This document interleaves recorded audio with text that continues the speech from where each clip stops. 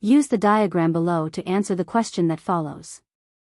In the diagram above, theta and beta are complementary angles and lines L and M are given by these equations.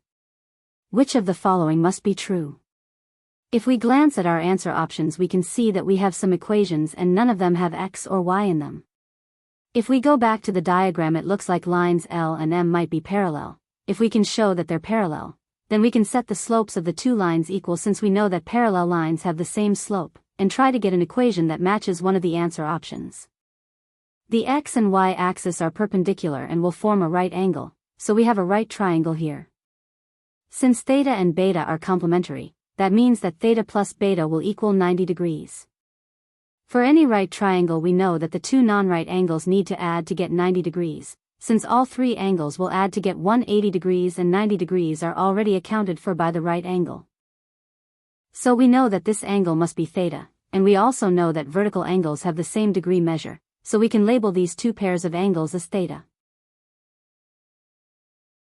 Since these two alternate interior angles have the same degree measure, we know that lines L and M are parallel.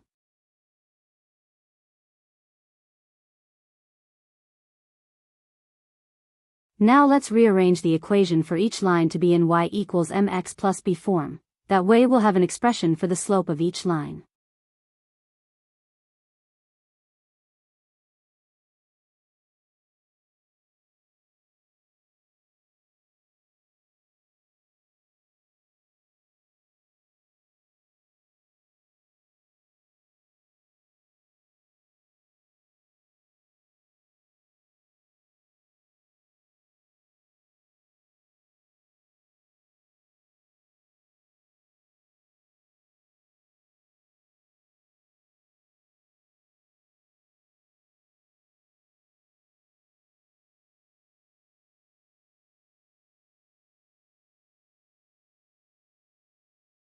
So now we can set the slopes equal and rearrange the equation to match option D.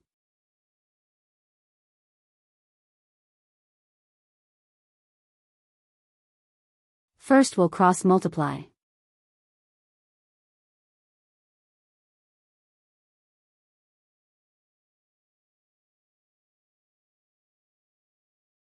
Then divide both sides by -1.